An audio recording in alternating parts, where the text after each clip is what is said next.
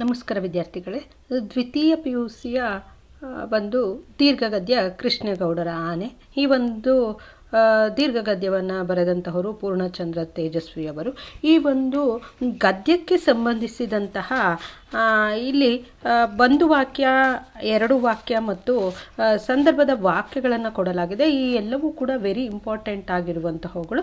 ಇವುಗಳನ್ನು ನೀವು ಅಭ್ಯಾಸ ಮಾಡಿದರೆ ಪರೀಕ್ಷೆಯಲ್ಲಿ ದೀರ್ಘಗದ್ಯಕ್ಕೆ ಕೇಳುವಂತಹ ಪ್ರಶ್ನೆಗಳನ್ನು, ಸಂದರ್ಭದ ವಾಕ್ಯಗಳನ್ನು ಸುಲಭವಾಗಿ ನೀವು ಉತ್ತರಿಸಬಹುದು. ನೋಡಿ, 1 ಅಂಕದ ಪ್ರಶ್ನೆಗಳು. ಒಂದು ವಾಕ್ಯದಲ್ಲಿ ಉತ್ತರಿಸಿ. ಕೃಷ್ಣೇಗೌಡನ ಆನೆ ಮೊದಲು ಯಾವ ಮಠದಲ್ಲಿತ್ತು? ಅದು ಗೂಳೂರು ಮಠದಲ್ಲಿ ಇರುತ್ತೆ. ಕೃಷ್ಣೇಗೌಡರ ಆನೆ ಹೆಸರು ಗೌರಿ. ದುರ್ಗಪ್ಪ ಏನನ್ನು ಕೇಳಿ ಪಡೆಯಲು ಬಂದಿದ್ದ ಅಂದರೆ ಅವನು ಕೊಡಲಿಯನ್ನು ಕೇಳಿ ಪಡೀಲಿಕ್ಕೆ ಅಂತ ಬಂದಿರ್ತಾನೆ. ಆನೆ ಇಲ್ಲದರಿಂದ ವೇಲಾದ ಎಲ್ಲಿ ಕೆಲಸಕ್ಕೆ ಸೇರಿದ ಅಂದರೆ ಅವನು ಶಿವೇಗೌಡರ ಸಾಮಿಲಿನಲ್ಲಿ ಕೆಲಸಕ್ಕೆ ಸೇರ್ತಾನೆ. ದುರ್ಗಪ್ಪನ ಪ್ರಕಾರ ತರ್ಲೆ ಡಿಪಾರ್ಟ್ಮೆಂಟ್ ಯಾವುದು ಅಂದರೆ ಅದು ಟೆಲಿಫೋನ್ ಡಿಪಾರ್ಟ್ಮೆಂಟು. ಆನೆಯ ಮಾವುತನ ಹೆಸರೇನು ಅಂದರೆ ಅದು ವೇಲಾಯುಧ.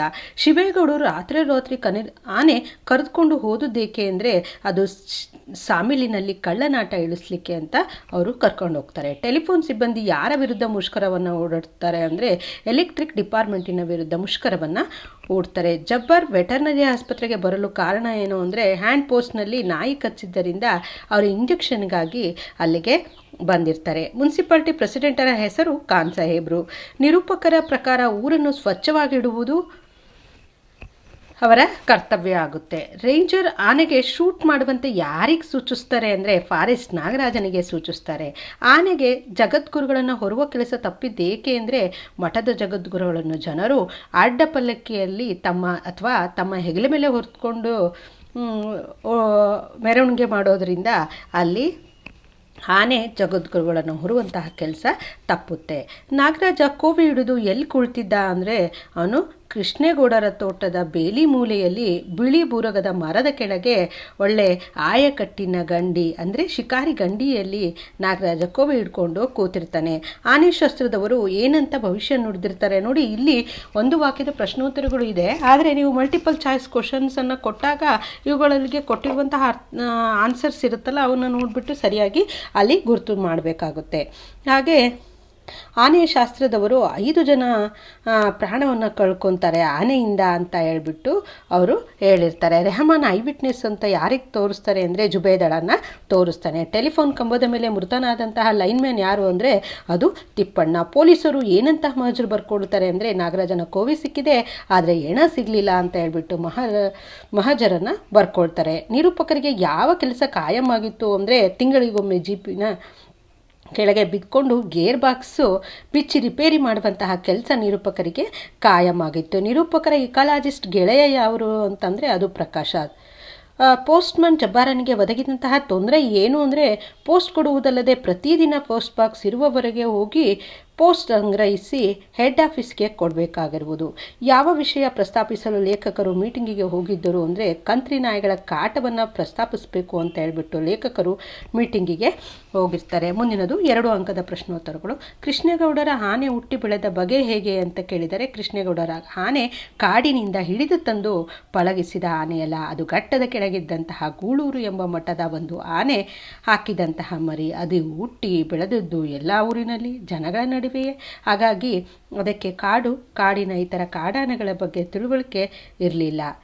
ಸೊರಗಿದ್ದ ಆನೆಯನ್ನು ಕೃಷ್ಣೇಗೌಡ ಹೇಗೆ ಸಾಕಿದ ಅನ್ನುವಂಥದ್ದು ಅದು ಮಠದಲ್ಲಿ ಬರೀ ಒಣ ಹುಲ್ಲು ಮೊಸರನ್ನು ತಿಂದು ಬದುಕ್ತಾ ಇದ್ದಂತಹ ಆ ಒಂದು ಆನೆಗೆ ಮಠದಲ್ಲಿ ಬರೀ ಒಣ ಹುಲ್ಲು ಮೊಸರನ್ನ ತಿಂದು ಸೊರಗಿ ಹೋಗಿದ್ದಂತಹ ಆನೆಯನ್ನು ತಂದು ಅದಕ್ಕೆ ಕೃಷ್ಣೇಗೌಡ ಬೈನೆ ಸೊಪ್ಪು, ಹಸಿ ಹುಲ್ಲು, ಹಿಂಡಿ, ಬೆಲ್ಲ ಮತ್ತು ಗೆಣಸು ಇವೆಲ್ಲವನ್ನು ಕೊಟ್ಟು ಪಗಡುದಸ್ತವಾಗಿ ಅಂದರೆ ದಷ್ಟಪುಟವಾಗಿ ಆತ ಸಾಕಿರ್ತಾನೆ. ನಾಗರಾಜ ದುರ್ಗಪ್ಪನ ಮೇಲೆ ಏನಂತ ರೇಗ್ತಾನೆ ಅಂತಂದರೆ ಕೃಷ್ಣೇಗೌಡನ ಆನೆಯೇ ಮರದ ಕೊಂಬೆಯನ್ನು ಮುರಿದು ಬೀಳಿಸಿದ್ದು ಅದು ದುರ್ಗಪ್ಪ ಪದೇ ಪದೇ ಹೇಳುವುದನ್ನು ನೋಡಿದ ನಾಗರಾಜನು ಹಾಗಂತ ಹೇಳಿಕೆ ಬರ್ಕೊಡ್ತೀಯಾ, ಆಗ ಅದನ್ನು ಎಳೆದುಕೊಂಡು ಬಂದು ಅಂಬಾಸಿಡರ್ ಕಾರಿನ ಜೊತೆ ಕಟ್ಟಿ ಹಾಕಿ ಬರೆ ಹಾಕ್ತೇನೆ, ನಿಮ್ಮ ಪುಕಾರೇನಿದ್ರು ಬರವಣಿಗೆಯಲ್ಲಿ ಇರಬೇಕು ಅಂತ ಅವನು ರೇಗ್ತಾನೆ. ಹಾಗೆ 3ನೇ ಅಂಕದ ಪ್ರಶ್ನೋತ್ತರಗಳು. ಕೃಷ್ಣೇಗೌಡರ ಆನೆ ಹುಟ್ಟಿ ಬೆಳೆದ ಬಗೆ ಹೇಗೆ ಅಂದರೆ 1 ಅಂಕದ ಪ್ರಶ್ನೆ. ಕೃಷ್ಣೇಗೌಡರ ಆನೆ ಹುಟ್ಟಿ ಬೆಳೆದ ಬಗೆ ಹೇಗೆ ಅಂದರೆ ಅವನು ನೋಡಿ, ಇದು 4 ಅಂಕದ ಪ್ರಶ್ನೆಗೆ ಬರುವಂಥದ್ದು. ಡ್ರೈವರ್ ಅಬ್ಬಾಸ್ ಕ್ಲೀನರ್ ಕೃಷ್ಣರ ಸಾವಿಗೆ ಕಾರಣವೇನು ಅಂತ ಇದೆ. ಹಾಗೆ ನಮ್ಮ ಕಡೆ ಕೆಮ್ಮು ಕಾಲಿಂಗ್ ಬೆಲ್ ಇದ್ದಾಗೆ ಎಂದು ನಿರೂಪಕರು ಹೇಳುವುದೇಕೆ ಅನ್ನುವಂಥದ್ದು. ಮಠದವರಿಗೆ ಆನೆಗಿಂತ ವೇಲಾಯುಧನನ್ನು ಸಾಕಲು ತ್ರಾಸುದಾಯಕವಾದುದೇಕೆ, ಆನೆಯನ್ನು ಹದ್ದುಬಸ್ತಿನಲ್ಲಿಡುವುದರ ಬಗ್ಗೆ ವೇಲಾಯುಧನ ಅಪ್ಪ ಏನು ತಿಳಿಸಿದ್ದ ಅಂತ. ನಾಯಿ ಕಚ್ಚಿದ್ದೆಲ್ಲಿ ಎಂದಾಗ ಜಬ್ಬಾರ್ ಇರಿಸು ಮುರುಸಿನಿಂದ ಏನು ಹೇಳ್ತಾನೆ ಅನ್ನುವಂಥದ್ದು. ಹಾಗೆ ಫಾರೆಸ್ಟ್ ಡಿಪಾರ್ಟ್ಮೆಂಟ್ನವರು ನಂಬರ್ 1 ಎನಿಮಿಗಳು ಯಾರು ಅಂದರೆ ಇದು 2 ಅಂಕದ ಪ್ರಶ್ನೆ. ಅರಣ್ಯ ಇಲಾಖೆಯವರು ನಾಗರಾಜನನ್ನ ಕುರಿತು ಏನಂತ ಜಾಹೀರಾತು ಮಾಡ್ತಾರೆ ಅನ್ನುವಂಥದ್ದು. ಹಾಗೆ ದುರ್ಗಪ್ಪ ಏಕೆ ಬಂದಿರಬಹುದು ಅಂತ ನಿರೂಪಕರು ಯೋಚಿಸ್ತಾರೆ ಅಂತ ಅನ್ನುವಂಥದ್ದು. ಆನೆ ಸಾಕುವುದರ ಬಗ್ಗೆ ಜನರ ಏನಾಗಿತ್ತು ಅನ್ನುವಂಥದ್ದು. ಹುಚ್ಚು ನಾಯಿಗಳು ಆಸ್ಪತ್ರೆಯಲ್ಲಿ ಹೇಗೆ ವರ್ತಿಸುತ್ತವೆ ಅಂತ ಹೇಳಿ ಪುಟ್ಟಯ್ಯ ಹೇಳ್ತಾನೆ ಅನ್ನುವಂಥದ್ದು. ಜಬ್ಬಾರ್ ನಿರೂಪಕರಿಗೆ ಅಂಚೆ ವಿಲೇವಾರಿ ಬಗ್ಗೆ ಅಸಡ್ಡೆಯಿಂದ ಏನು ಹೇಳಿದರು ಅಂತ. ಕಾಡಾನೆಗಳ ಹಾವಳಿಗೆ ಪ್ರಕಾಶ್ ನೀಡಿದಂತಹ ಕಾರಣಗಳೇನು ಅಂತ ಇದೆ. ಕಾಡಾನೆಗಳು ಊರಿನ ಕಡೆ ಬಂದು ಜನರ ಪೈರು ಫಸಲಿಗೆ ಹಾನಿ ಮಾಡಲು ಕಾರಣ ಏನಂದರೆ ಅರಣ್ಯ ಇಲಾಖೆಯವರು ಕಾಡಾನೆ ಮರಗಳನ್ನು ತೆಗೆದು ನೀಲಗಿರಿ ಅಕಾಶಿಯ ಮುಂತಾದ ಆನೆಗಳಿಗೆ ನಿರುಪಯುಕ್ತವಾದಂತಹ ಮರಗಳನ್ನು ನೆಡ್ತಾ ಇರೋದು ಅಂತ ಹೇಳ್ಬಿಟ್ಟು ಪ್ರಕಾಶು ಹೇಳ್ತಾನೆ. ತನ್ನ ಕೆಲಸ ಅತ್ಯಂತ ಅಪಾಯಕಾರಿ ಎಂದು ದುರ್ಗಪ್ಪ ವಿವರಿಸಿದ್ದು ಹೇಗೆ ಅಂತಂದರೆ, ದುರ್ಗಪ್ಪ ನಿರೂಪಕರ ಬಳಿ ಕರೆಂಟ್ ಲೈನ್ ಮ್ಯಾನ್ ಕೆಲಸಕ್ಕೆ ಸೇರಿದ ಮೇಲೆ ಪ್ರಾಣದ ಮೇಲೆ ಆಸೆ ಇಟ್ಕೊಳ್ಳಲು ಸಾಧ್ಯವಿಲ್ಲ. ಏಕೆಂದರೆ ನಮ್ಮ ಡಿಪಾರ್ಟ್ಮೆಂಟಿನ ಲೈನ್ಮನ್ಗಳು ಯಾರು ಈವರೆಗೆ ಸರ್ವಿಸ್ ಮುಗಿಸಿ ರಿಟೈರ್ ಆಗಿರೋದನ್ನು ನೋಡಿದ್ದೀರಾ? ಕರೆಂಟಿನ ಜೊತೆ ಕೆಲಸ ಅದು ಒಂದಲ್ಲ ಒಂದಿನ ಎಚ್ಚರ ತಪ್ಪಿದರೂ ಅಲ್ಲಿಗೆ ನಮ್ಮ ಸರ್ವಿಸ್ ಮುಗ್ದಂಗೆ ಅಲ್ವಾ ಅಂತ ಹೇಳ್ಬಿಟ್ಟು ತನ್ನ ಕೆಲಸ ಇಡೀ ಜಗತ್ತಿನಲ್ಲೇ ಅತ್ಯಂತಕಾರಿ ಅಪಾಯ ಅಂತ ಹೇಳ್ಬಿಟ್ಟು ವಿವರಿಸ್ತೇನೆ. ಇದು 4 ಅಂಕದ ಪ್ರಶ್ನೆ. ಡ್ರೈವರ್ನ ತಲೆ ಜಜ್ಜಿ ಹೋದದ್ದು ಹೇಗೆ, ಆನೆ ಅದಕ್ಕೆ ಕಾರಣವೇ ಅಂತ ಕೇಳಿದರೆ, ಶರಾಬಿನ ನಿಶಾದಲ್ಲಿದ್ದಂತಹ ವೇಲಾಯುಧ ಲಾರಿಗೂ ನಾಟಗಳಿಗೂ ಬಿಗಿದಂತಹ ಹಗ್ಗ ಬಿಚ್ಚಬೇಕು ಅಂತ ಹೇಳ್ಬಿಟ್ಟು ಮರೆತು ಲಾರಿ ಮೇಲಿನ ದಿಮ್ಮಿಗಳನ್ನು ತಳ್ಳಿ ಉರುಳಿಸಲು ಹೇಳ್ತಾನೆ. ಲಾರಿ ಮೆಲ್ಲಗೆ ಒಂದು ಕಡೆಗೆ ದಪ್ಪನೆ ಉರುಳು ಬಿತ್ತು. ಕ್ಯಾಬಿನ್ನಲ್ಲಿ ಇಟ್ಟಿದ್ದಂತಹ ಮಣಬಾರದ ಲಾರಿ ಜಾಕ್ ಬುರುಡೆ ಮೇಲೆ ಬಿದ್ದ ಹೊಡೆತಕ್ಕೆ ತಲೆ ಜಜ್ಜಿ ಡ್ರೈವರ್ ಸತ್ತು ಹೋಗ್ತಾನೆ. ಆನೆ ಇದಕ್ಕೆ ಕಾರಣವಲ್ಲ. ನೋಡಿ, ಈ ಒಂದು ಪ್ರಶ್ನೆ ಬಹಳಷ್ಟು ಬಾರಿ ರಿಪೀಟ್ ಆಗಿರುವಂತಹದ್ದನ್ನು ನೋಡಬಹುದು. ಹಾಗೆ ಆನೆಯೇ ತಿಪ್ಪಣ್ಣನ ಸಾವಿಗೆ ಕಾರಣವೆಂದು ದುರ್ಗಪ್ಪ ಹೇಳಿದಾಗ ನಿರೂಪಕರ ಪ್ರಕ್ರಿಯೆ ಏನು ಅನ್ನುವಂಥದ್ದು.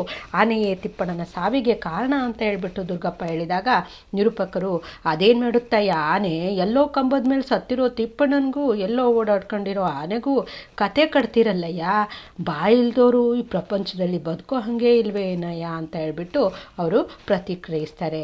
ನಾಯಿಗಳನ್ನು ಕೊಲ್ಲದೆ ನೌಕರರು ಸುಳ್ಳು ಹೇಳುವುದರು ಅಂತ ಹೇಳ್ಬಿಟ್ಟು ನಿರೂಪಕರು ಯಾವ ಸಲಹೆ ನೀಡ್ತಾರೆ ಅಂದರೆ, ನಿಮ್ಮ ನೌಕರರು ಒಂದೇ ಒಂದು ನಾಯಿಯನ್ನು ಕೊಲ್ಲದೆ ನಿಮಗೆ ಒಳ್ಳೆ ಸುಳ್ಳು ಲೆಕ್ಕ ಕೊಟ್ಟಿದ್ದಾರೆ. ಇನ್ನು ಮೇಲೆ ನಾಯಿ ಕೊಂದರೆ ಬಾಲ ತೊಗೊಂಡು ಬಂದು ತೋರಿಸಿ ಅಂತ ಹೇಳಿ, ಅವ್ರ ಲೆಕ್ಕ ಸುಳ್ಳು ನಿಜವೋ ನಿಮಗೆ ಗೊತ್ತಾಗ್ತತೆ ಅಂತ ಹೇಳ್ಬಿಟ್ಟು ಲೇಖಕರು ಸಲಹೆಯನ್ನು ನೀಡ್ತಾರೆ. ಇಷ್ಟು 2 ಮತ್ತು 4 ಅಂಕದ ಪ್ರಶ್ನೆ ಉತ್ತರಗಳಾಗಿದ್ದರೆ, ಇನ್ನು ಮುಂದಿನದು ಸಂದರ್ಭವನ್ನು ಸೂಚಿಸಿ ಸ್ವಾರಸ್ಯವನ್ನು ಬರೆಯಿರಿ ಅಂತ. ನಮ್ಮ ಕಡೆ ಕೆಮ್ಮು ಕಾಲಿಂಗ್ ಬೆಲ್ ಇದ್ದಾಗೆ. ನೋಡಿ, ಇವು ವೆರಿ ಇಂಪಾರ್ಟೆಂಟ್ ಆಗಿರುವಂಥವು. 70% ಇದೇ ಪ್ರಶ್ನೆಗಳು ನಿಮಗೆ ರಿಪೀಟ್ ಆಗುವಂತಹ ಚಾನ್ಸಸ್ ಇದೆ. ಸೊ ಅದಕ್ಕೆ ಇವುಗಳಿಗೆ ಹೆಚ್ಚಿನ ಇಂಪಾರ್ಟೆನ್ಸ್ ಕೊಟ್ಟು ನೀವು ಇವುಗಳನ್ನು ಸರಿಯಾಗಿ ಪ್ರಾಕ್ಟೀಸ್ ಮಾಡಬೇಕಾಗುತ್ತೆ. ಈ ವಾಕ್ಯವನ್ನು KP ಪೂರ್ಣಚಂದ್ರ ತೇಜಸ್ವಿ ಅವರು ರಚಿಸಿರುವಂತಹ ಕಿರುಗುರಿನ ಗಯ್ಯಾಳುಗಳು ಅನ್ನುವಂತಹ ಕೃತಿಯಿಂದ ಆಯ್ದ ಕೃಷ್ಣೇಗೌಡನ ಆನೆ ಎನ್ನುವಂತಹ ದೀರ್ಘಗದ್ಯದಿಂದ ಆರಿಸಲಾಗಿದೆ. ನಿರೂಪಕರು ಜೀಪಿನಡಿ ಮಲಗಿ ಗೇರ್ ಬಾಕ್ಸ್ ರಿಪೇರಿ ಮಾಡುವಂತಹ ಸಂದರ್ಭದಲ್ಲಿ ಈ ಮಾತು ಬರ್ತದೆ. ಒಂದು ಲೇಖಕರು ತಮ್ಮ ಜೀಪಿನ ಅಡಿ ಬಿದ್ದುಕೊಂಡು ಗೇರ್ ಬಾಕ್ಸ್ ರಿಪೇರಿ ಮಾಡ್ತಾ ಇರಬೇಕಾದ್ರೆ ಖಾಕಿ ಪ್ಯಾಂಟ್ದಾರಿ ಕಾಲುಗಳು ಕಾಣ್ತವೆ. ಬೂಟ್ ಇಲ್ಲದಂತಹ ಕಾಲುಗಳಾದ್ದರಿಂದ ಪೊಲೀಸಿನವರಲ್ಲ ಅಂತ ಹೇಳ್ಬಿಟ್ಟು ಖಾತ್ರಿ ಆಯಿತು. ಬಂದಾತ 1-2 ಬಾರಿ ಕೆಮ್ಮಿದ. ನೋಡಿ, ವ್ಯಕ್ತಿ ತಾನು ಬಂದದ್ದನ್ನು ಪ್ರಚುರಪಡಿಸಲು ಅಂದರೆ ನಾವು ಬಂದಿದ್ದೀವಿ ಅಂತ ಗೊತ್ತಾಗಲಿಕ್ಕೆ ಯಾವ ರೀತಿಯಾಗಿ ಕರಿಬೇಕು ಅಂತ ಗೊತ್ತಾಗದೆ ಕೆಮ್ಮಿ ಗಮನ ಸೆಳೆಯುವಂತಹ ರೀತಿಯನ್ನು ಲೇಖಕರು ಇಲ್ಲಿ ಸ್ವಾರಸ್ಯವಾಗಿ ವಿವರಿಸಿರುವಂಥದ್ದನ್ನು ನೋಡ್ಬೋದು. ಮುಂದಿನದು, ನನಗೇನು ಈ ನಾಯಿಗಳನ್ನು ಕಂಡ್ರೆ ಪ್ರೀತಿನ ಸ್ವಾಮಿ ಅನ್ನುವಂಥದ್ದು. ಈ ಒಂದು ವಾಕ್ಯವನ್ನು ಬೀದಿ ನಾಯಿಗಳ ಕಾಟದ ಬಗ್ಗೆ ಪ್ರೆಸಿಡೆಂಟರಿಗೆ ಸರಿಯಾಗಿ ಒಂದು ಮಾತು ಹೇಳಲು ಲೇಖಕರು ಹೊರಡ್ತಾರೆ. ಅವರನ್ನು ಪ್ರಚೋದಿಸಿದಂತಹ ಜಬ್ಬಾರ್, ಪುಟ್ಟಯ್ಯ ಇಬ್ಬರೂ ವಿರುದ್ಧ ದಿಕ್ಕಿನಲ್ಲಿ ಅಲ್ಲಿಂದ ಹೊರಡ್ತಾರೆ. ಇದರ ಒಂದು ಸ್ವಾರಸ್ಯವನ್ನು ನೋಡೋದಾದರೆ, ಕುರಾನ್ ಪ್ರಕಾರ ನಾಯಿಗಳು ಹಂದಿಗಳಿಗೆ ಸಮಾನವಾದ್ದರಿಂದ ಮುನ್ಸಿಪಾಲ್ಟಿಯವರು ಈ ನಾಯಿಗಳನ್ನೇನೂ ಸಾಕೊಂಡಿಲ್ಲವೆಂದು ಖಾನ್ ಸಾಹೇಬರು ಹೇಳ್ತಾರೆ. ಮುಂದಿನದು, ಕೋವಿ ಸಿಕ್ಕಿದೆ ಆದರೆ ಹೆಣ ಸಿಗಲಿಲ್ಲ ಅನ್ನುವಂಥದ್ದು. ಈ ಒಂದು ವಾಕ್ಯವನ್ನು ಸಂದರ್ಭವನ್ನು ನೋಡೋದಾದರೆ ಫಾರೆಸ್ಟ್ ನಾಗರಾಜ ಕಾಣೆಯಾದ ಸಂದರ್ಭವನ್ನು ವಿವರಿಸುವ ಸಂದರ್ಭದಲ್ಲಿ ಈ ಮಾತು ಬರುತ್ತೆ.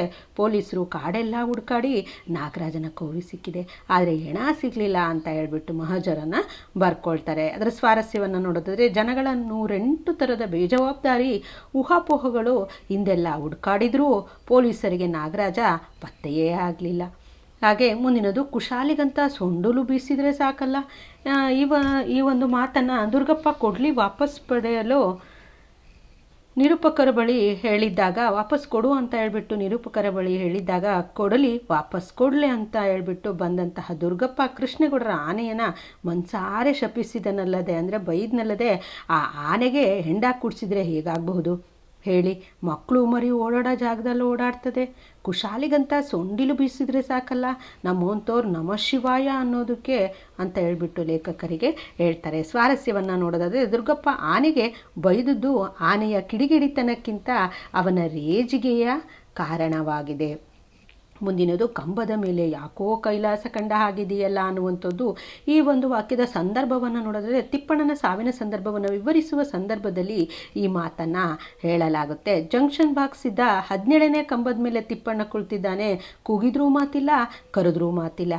ಆಗ ಶಂಕರಪ್ಪ ರಮೇಶ್ ಬಾಬುವಿಗೆ ಈ ಮಾತನ್ನು ಹೇಳ್ತಾರೆ. ಸ್ವಾರಸ್ಯವನ್ನು ನೋಡಿದ್ರೆ ಶಂಕರಪ್ಪನ ಕಾತರ ಕಳವಳವನ್ನು ಇಲ್ಲಿ ವ್ಯಕ್ತವಾಗಿರುವಂತಹದ್ದನ್ನು ನೋಡಬಹುದು. ಮುಂದಿನದು ಆನೆಗೂ ಮಾನೆ ಮರ್ಯಾದೆ ಇರುತ್ತೆ ತಿಳ್ಕೋ ಅನ್ನುವಂಥದ್ದು. ಈ ಒಂದು ವಾಕ್ಯದ ಸಂದರ್ಭವನ್ನು ನೋಡೋದಾದರೆ ರಹಮಾನ್ ಅಂಗಡಿಯನ್ನು ತಳ್ಳಿ ಬೀಳಿಸ್ತು ಎಂಬ ಗಲಾಟೆ ನಡೀತಾ ಇರಬೇಕಾದ್ರೆ ಊರಿನ ಜನ ಈ ಮಾತನ್ನು ಹೇಳ್ತಾರೆ.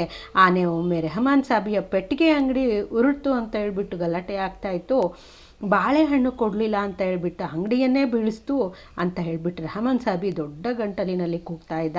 ಆದರೆ ಜುಬೇದಾಳು ರಹಮಾನ್ ಅನ್ನಬಾರ್ದ 2 ಮಾತು ಅಂದ್ಬಿಟ್ಟ ಅಂತ ಹೇಳ್ತಾಳೆ. ತಾನೇನೂ ಅಂದಿಲ್ಲ ಅಂತ ಹೇಳ್ಬಿಟ್ಟು ರಹಮಾನ್ ಜುಬೇದಾಳ ಮೇಲೆ ಜಗಳಕ್ಕೆ ಹೋದಾಗ ಜನರೆಲ್ಲ ಮೇಲಿನಂತೆ ಉಗಿದು ಹೊರಟು ಹೋಗ್ತಾರೆ. ಸ್ವಾರಸ್ಯವನ್ನು ನೋಡೋದಾದರೆ ಜನರು ಆನೆಗೆ ವ್ಯಕ್ತಿತ್ವ, ಮಾನ, ಮರ್ಯಾದೆ ಇರುತ್ತೆ ಎಂದು ಆರೋಪಿಸಿದ್ದನ್ನು ಇಲ್ಲಿ ಕಾಣಬಹುದಾಗಿದೆ. ಮುಂದಿನದು ಕಂಬದೊಳಗೆ ಏನೋ ಸೇರ್ಕೊಂಡಂತಿದೆ ಅನ್ನುವಂಥದ್ದು. ಈ ವಾಕ್ಯವನ್ನು ಒಂದು ಸಂದರ್ಭವನ್ನು ನೋಡಿದ್ರೆ ತಿಪ್ಪಣ್ಣನ ಸಾವಿನ ಸಂದರ್ಭ ವಿವರಿಸುವಂತಹ ಸಂದರ್ಭದಲ್ಲಿ ಈ ಮಾತನ್ನು ಹೇಳಲಾಗುತ್ತೆ. ಜಂಕ್ಷನ್ ಬಾಕ್ಸ್ ಇದ್ದಂತಹ 17ನೇ ಕಂಬದ ಮೇಲೆ ತಿಪ್ಪಣ್ಣ ಕುಳಿತಿದ್ದಾನೆ. ಕೂಗಿದ್ರೂ ಇಲ್ಲ, ಕರೆದ್ರೂ ಇಲ್ಲ. ಹತ್ತಿ ನೋಡಿ ಜೀವ ಇದ್ದರೆ ಆಸ್ಪತ್ರೆಗೆ ಹಾಕೋಣ ಅಂತಂದರೆ ರಮೇಶ್ ಬಾಬು ಹೇಳ್ತಾನೆ. ಶಂಕರಪ್ಪ ಕಂಬವನ್ನು ಅರ್ಧ ಹತ್ತಿದ. ಅಷ್ಟರಲ್ಲೇ ಅವನ ಕೈಕಾಲೆಲ್ಲ ಜುಮ್ಮೆಂದು ಇಡೀ ಜೀವ ನಡಗಿದಂತಾಯಿತು. ಅಯ್ಯಯ್ಯೋ ಎಂದು ಕಿರ್ಚಿ ಕೆಳಗೆ ಬೀಳ್ತಾನೆ. ಎದ್ದು ಬೇಗ ಕಂಬದಿಂದ ದೂರ ನಿಂತು ಏನಾಯ್ತಂತ ಕೇಳಿದಾಗ ರಮೇಶ್ ಬಾಬುಗೆ ಶಂಕರಪ್ಪ ಮೇಲಿನಂತೆ ಹೇಳಿರುವಂಥದ್ದನ್ನು ನೋಡ್ಬೋದು. ಸ್ವಾರಸ್ಯವನ್ನು ನೋಡೋದಾದರೆ ಟೆಲಿಫೋನ್ ಕಂಬದಲ್ಲಿ ಶಾಕ್ ಬರುವುದು ಸಾಧ್ಯವಿಲ್ಲದಾದ್ದರಿಂದ ಶಂಕರನಿಗೆ ಭೂತ ದರ್ಶನವೇ ಆದಂತೆ ಆಗುತ್ತೆ. ಮುಂದಿನದು ವೆಪನ್ ನಮಗೆ ಮುಖ್ಯ ಅನ್ನುವಂಥದ್ದು. ಈ ವಾಕ್ಯವನ್ನು